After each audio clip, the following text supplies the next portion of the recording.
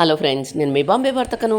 ఎప్పుడూ ఒకే రకం పచ్చడి కాకుండా సింపుల్గా ఇలా చేసుకొని తినండి. ఇడ్లీ, దోశ, వడ, పొంగల్లోకి ఈ పచ్చడి ఎంతో రుచిగా ఉంటుంది. ఇంట్లో పల్లీలు, పచ్చి కొబ్బరి లేకపోయినా సింపుల్గా పచ్చడి ఇలా చేసుకొని తినండి. పచ్చడి చేసుకున్న రోజు 2 ఇడ్లీలు ఇంకా ఎక్కువే తింటారు. అంత రుచిగా, అంత బాగుంటుంది. మరి మీరు కూడా తప్పక ట్రై చేయండి. మరి మీకు ఎలా వచ్చింది అనేది కామెంట్ రూపంలో తెలియజేయండి. నా ఛానల్ను ఫస్ట్ టైం చూస్తున్నట్లయితే నా ఛానల్ను ఫాలో అవ్వండి. గ్యాస్ ఆన్ చేసుకొని బాండీ పెట్టుకొని ఇందులో 1 టేబుల్ స్పూన్ ఆయిల్ వేసుకొని ఆయిల్ వేడైన తర్వాత ఇందులో మీడియం సైజులో ఉండే ఉల్లిగడ్డని కట్ చేసుకొని వేసుకోండి.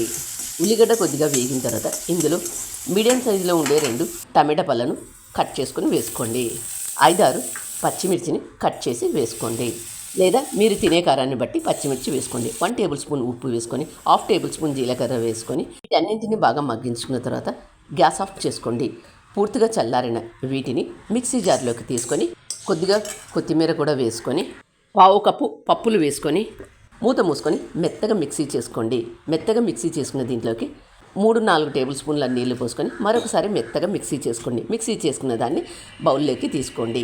గ్యాస్ ఆన్ చేసుకుని బాండీ పెట్టుకొని 1 టేబుల్ స్పూన్ ఆయిల్ వేసుకొని తాలింపు గింజలు వేసుకొని తాలింపు గింజలు చిటపట్లాడిన తర్వాత 2 ఎండుమిర్చి కొద్దిగా కరివేపాకు వేసుకొని ఇలా తయారు చేసుకున్న ఈ తాలింపును ముందుగా మనం మిక్సీ చేసుకున్న దాంట్లోకి వేసుకోండి. మీరు కూడా తప్పక ట్రై చేయండి. మరి మీకు ఎలా వచ్చింది అనేది కామెంట్ రూపంలో తెలియజేయండి. వీడియో నచ్చినట్లయితే ఒక లైక్ ఇవ్వండి. మీ ఫ్రెండ్స్కి, రిలేటివ్స్కి కూడా షేర్ చేయండి. మీరైతే ఒక లైక్ ఇవ్వండి. Thank you for watching.